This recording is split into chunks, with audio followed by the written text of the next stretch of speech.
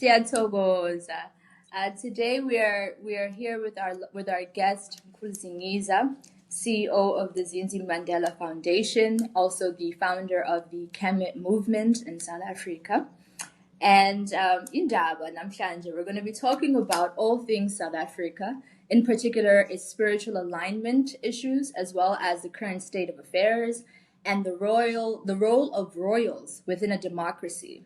As we've seen, democracy in Africa is in a bit of a crisis. So perhaps is it time to shift, or is it time to recenter on what we already know and respect as Africans, which is our indigenous and royal systems in particular? So Mkhulu Nsingiza, thank you so much for joining us today. I'm going to give you the opportunity to share with us your work, your background, and again, I briefed you so the listeners must know, viewers must know that I'm not putting Mkhulu on the spot, but I wanted him to start from 1975 because, as we know, 1976 was a highly spiritual and impactful year in South African history in terms of the youth, and he was a youth around that time. So that's where we're going to pick up with Mkhulu. Siyathokoza Mkhulu. Oh, Thokoza Ndlovukazi. Mkhulu Nsingiza, the co-founder of the African Royal Calendar, and also the CEO of the Zindzi Mandela Foundation. Ndlovukazi, when you talk about 1975, I think it was one of the most challenging but inspiring, period for us, because of the consciousness, in terms of we're able to then, understand what was going on in the country, because we're so frustrated about, the state and the condition of our parents. We couldn't, get answers for a lot of questions that we had. So the consciousness level was very high, amongst the youth. We all wanted, to make the system ungovernable, because it was intentional, for us, because we thought we would rather die than to continue living as slaves in our own country. And that was very challenging because at the time, most of our parents were against, this rebel, spirit, that revolution, spirit that was amongst the youth, always warning that umlungu mdala, or say the white man is older and more stronger, than you people.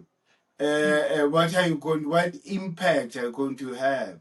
So we never listened to our parents because we thought they didn't have the answers that we wanted, because already we felt that they had already, somehow accepted their condition, that this is the condition they found themselves, and there's no other way but to really adhere to the dictates of the colonizer. So we were in that spirit of a revolution.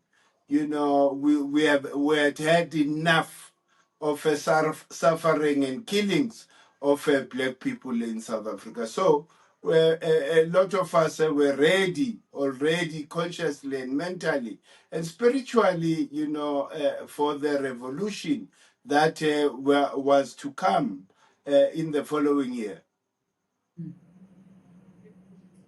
So, Mkhulu, how old were you then, and what do you remember of the day, and in particular when things finally reached its boiling point? You'll have to calculate from. I was born in 1965, whatever. I'm not very good with calculations and numbers, but we were at that age, high, high school or those grades at the time, where we are now preparing almost for the final. Which is why a lot of students sacrifice their education, for the liberation of this country, because you couldn't focus on your work as well as, destroying the system. So a lot of, youth at the time sacrificed their education so that to liberate this country, because they were forever on a daily basis contributing towards making South Africa ungovernable. So, Mkhulu, Yes. now if you can fast forward a bit, were you someone, for example, well, we'll go back and then we'll fast forward. So, were you someone who, as a child, who was highly, I would say, spiritual or connected to a higher being, or a child who was known to dream often? Or I want to know when you were essentially now being ushered into your spiritual journey, as well as being a part of Mkhulu Ukredo Mutwa and his work, and your involvement then later on with why are you the CEO of the Zindzi Mandela Foundation, and that beautiful story as well. Okay. What was the first one? The first one was essentially, were you a child? Were you a Oh, spooky my. child? Were you a spooky child? How I'll did say I know? spooky. Yeah, I'll Yes. say spooky I, because I, that's usually, yeah. as I was growing up, I always knew that something, happens, to me. Something unnatural or unseen force, is at play. Because I would dream of things, and I wake up, they happen. I would dream picking up money, on Mm, the street. I wake up, the minute I go out of the yard, there's money there. So mm, there were all these things, and there are so many spiritual intervention that happened to me as a child. mm, Where if somehow you were emotionally disturbed by mm, something that was said, or something that happened, to you, mm, so when I'm in that state, I would then, then witness that it's like the spirit was hearing my frequency at the time. Then a repercussion, to that person would immediately, happen. So those are things, but I couldn't understand as a child, because nobody understood this, especially in our homes. We all mm, grew up in homes where we're forced to be Christians. If you didn't go to church, you were beaten or deprived, of, food. So mm, my mind wasn't ready to understand until much later, where now, as I was, now a matured person, now fending, out for myself, creating businesses, creating all sorts of things, independently, to a point that I was involved in the struggle in a way. Then at some point I got injured in that mm, process. Then I was, taken to Bara because I had an injury. Whilst I was there, the people that were operating with internally here, they were all arrested. So they came and pointed me mm, out, there at the hospital. But I remember um, the day I was to be taken, because I was in hospital, I was then going to be taken, to the prison the next day. I remember that day, it was 12 o'clock. according to Western calculation of time. But for us, it's 6 hours of the night. I remember there, I Mm. said, if, you, my ancestors, want me to go to jail tomorrow, I'm ready, I'm going to jail. But if you want me to go home tomorrow, I'm going home tomorrow. Then miracles, Mm. happen that, really, really, found myself, at home, not in jail.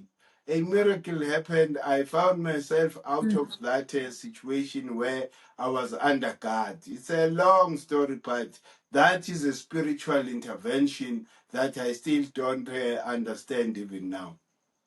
But then, as I was growing, I got married, to Ndlovukazi Zindzi.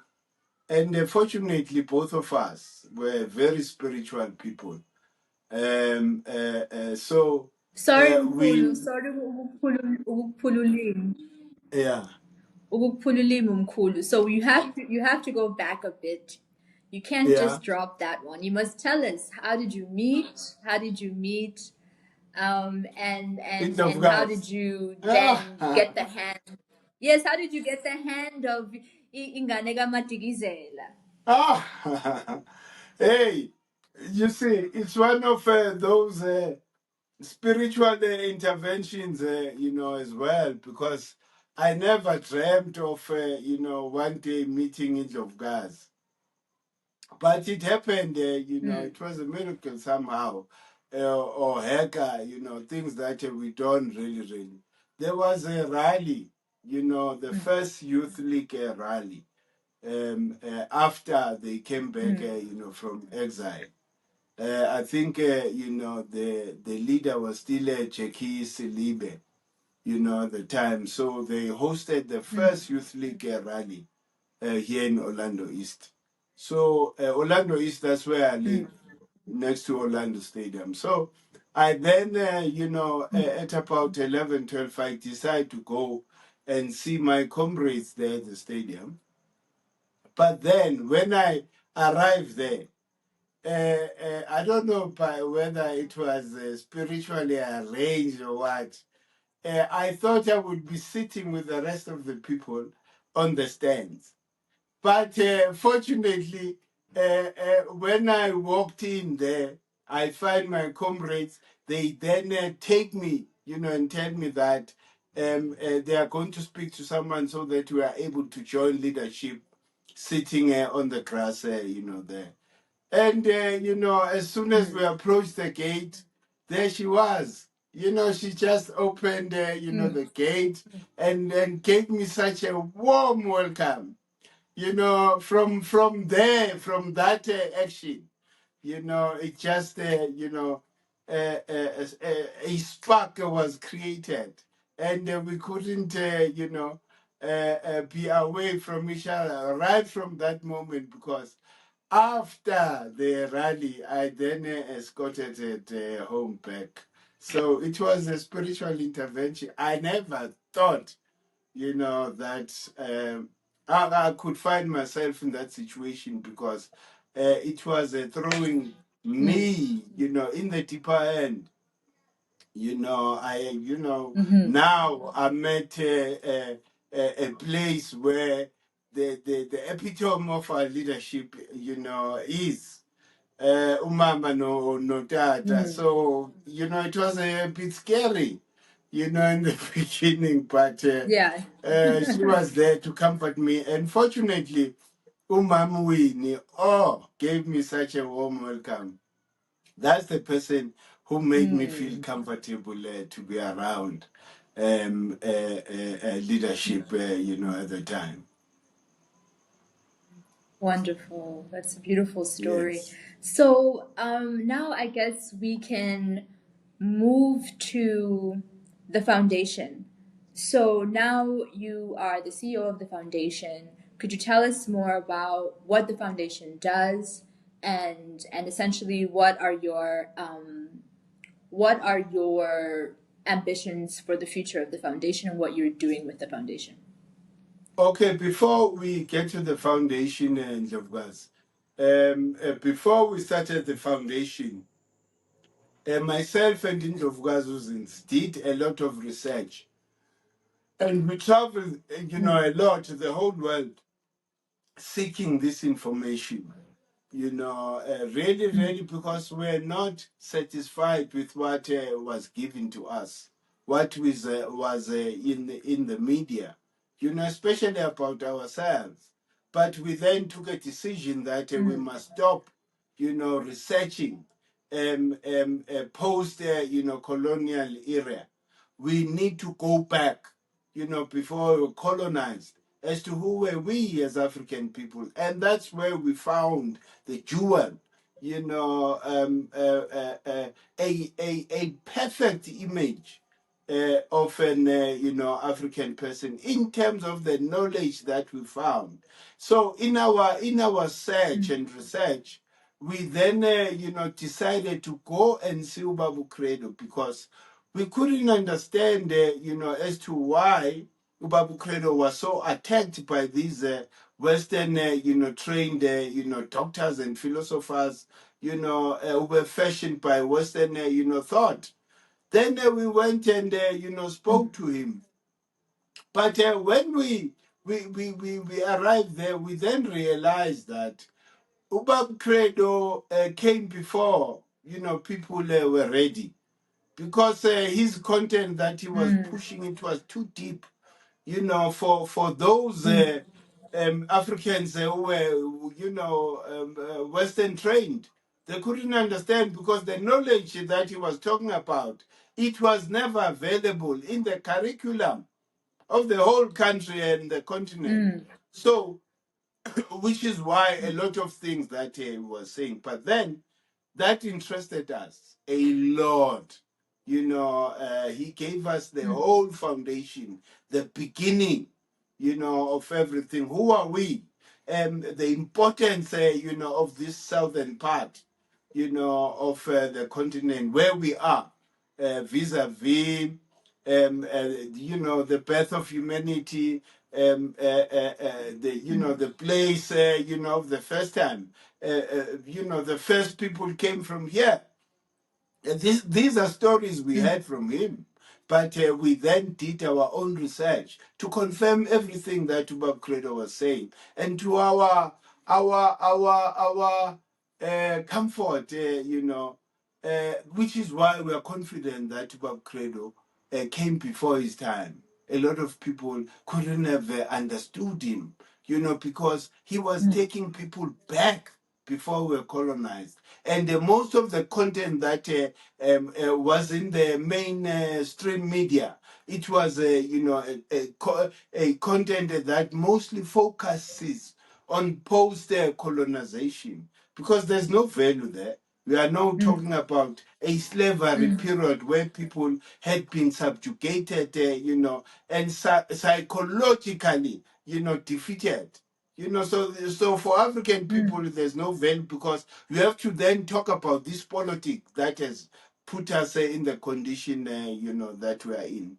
Then, once we've then gathered enough information for us to start, because there's so much, there's a lot, we could, no one person would be able to finish. But once you understand the fundamental principles of everything, it then becomes easy for you to put, the walls, the classes, the door, and everything. It then becomes, once you have the foundation of who you are as a person, then it becomes much easier. Even your work, like a collection of my books, every book that I went and bought, it was taking me from A to B, B to C, just like that, until I collected all these books that gave me a total picture of what happened in the past, which gave us a confidence, and to say, even in the midst of poverty and colonization, we are able to walk tall, because we know who we are. And that is when that revolutionary spirits, started to say, we've got to teach our people, because we understood that the education system is to dull us, not really build or polish, the diamond, that is within each and every individual, in our community. That is self knowledge. So that's when we then decided, that we should start up, or form or create what is called the Zindzi Mandela Foundation, and taking advantage of the brand, because in Gazi, the Zindzi Mandela, brand is a very strong brand, and it can be associated with any other thing but revolutionary, programs. Which is why we're stuck to that. It's very difficult for us to actually continue, this, because a lot of people expect Indlovukazi Zinzi to then be like the father, and yet she I would say that she's one of the bravest people, because of course she learned from her mother, Umamwini, who never agreed to conform, to the system, but conditions forced her, to then, toe the line. But individually, we had gathered enough knowledge, to then, for us to come to the conclusion that all that, everything that our parents are pushing, it's actually wrong. It's putting us deeper into the hole. Why? Because a lot of our leaders as well, I think the residue of a colonial mindset still there. They still fear a white person. They are not able to understand that Africa gave the world civilization. All those things are not in their heads. We see by their actions, what they say, they articulate, because it's like they are, in an African, country, but operating, with the mindset, of a colonizer. So, or a colonized, person. So, we saw that, if we are not making any initiative, for us to be able to at least make a dent, because we are not going to solve everything, during our lifetime, but at least give people the foundation, assist people to find themselves and find, their real true home, of us as African people, as the firstborns, as the people who have actually, gave civilization to the whole world, and to really, really understand that all these things about creation, everything, it didn't start where they're promoting it. It started here, on this, southern part of the continent where we are, southern Kemet. But, to know that, it just boosts your confidence. That nothing can stand there, on your way, because you are, in front, but you are led by your ancestors, which is why you need to know your past and use that past to then, plan, for a new future for yourself. Togot. So, Mkhulu, you discussed with us the revolutionary inspiration behind the foundation and its work seeking to re-educate South Africa's masses in terms of our origins, in terms of our, and I'd like you now to begin to speak to us in regards to your work around the calendar, because you mentioned the miseducation of the Ngunis, Yes. the Bantus, and so I'd like you to just from there and then on to we're going to step into the royal conversation. Yes, Ndovgazi. So after we then, created the foundation, we thought the first thing that we have to do is to then, realign people, because ever since we're colonized, we've been using a northern-based calendar. We are on the southern hemisphere. So we thought that should be the foundation, as the foundational principle towards decolonizing the minds, of African people. Because imagine, how many years we've been misaligned, kneeling at the wrong time. Because a misalignment, when you misalign people deliberately, it's a crime, because you are then killing people completely, spiritually killing people. The energy flow of the southern hemisphere is completely different. As an example, the energy flow in the southern hemisphere goes anti-clockwise, right?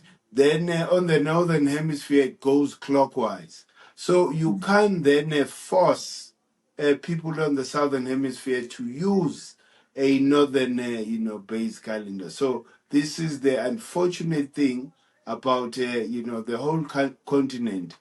After we were colonized, these people gave us a structure which is, called the republics.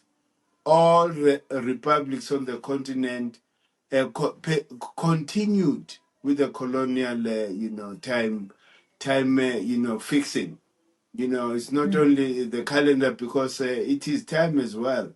It was deliberately when they moved us deliberately from what is called the true meridian, which is calculated, from the Great Pyramid of Giza, because it is said that it is at the center of our universe. So that's the true meridian. Then colonizers came and moved us to what is called the Greenwich Meridian, which then misaligned us further. Not, in terms of seasons are we misaligned, but in terms of, time as well. So imagine our protons, electrons, neutrons in our system can never be normal when our consciousness is moving the opposite direction. So we thought that initiative of introducing the calendar as the foundation, that it is also a practical tool to unite, African people. Do like the Chinese and the Jews when, it comes to their New Year. So we thought it's very vital for us to even know, because a lot of people, when they discovered that we have our own calendar and we gave the world the calendar, but we no longer have that. So it becomes, something which is important. I didn't know that we African people have a New Year's Day as well.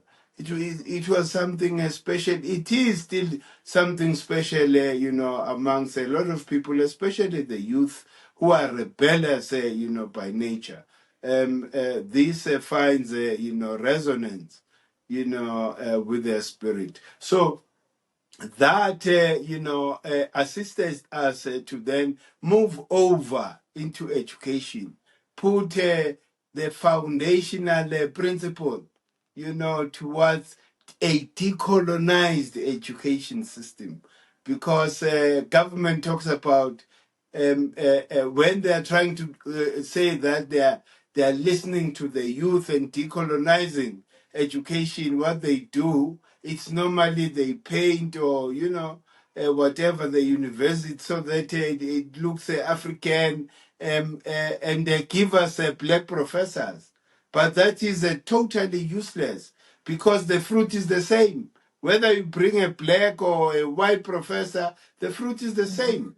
So through that initiative of the Zindzi Mandela Foundation, we're then able to then start what is called the Kemet University of Truth, inspired by Babu Credo. Babu Credo, it was his wish until, he passed on or transitioned, that he wants to set up the University of Truth. So we thought that it will be an honor for us, to make that vision, come alive. Because this is the content he was teaching us, completely African-centered, content.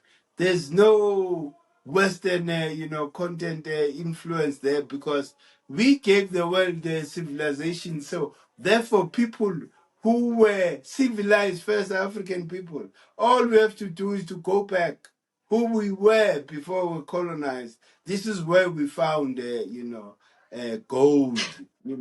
When we then Yes. research and learn about our golden, age, of the continent.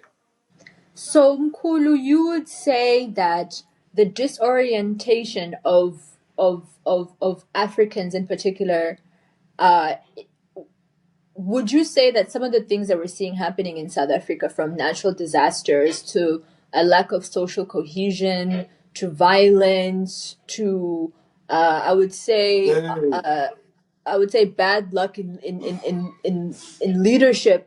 Would you say some of that has to do with the fact that if the calendar is misaligned, we have been doing our rituals for prosperity, our rituals for healing at the wrong time and to the wrong people, or to in the wrong within the wrong system, and that's why it would seem as though our prayers aren't being heard? we are spiritual people by nature, Mm.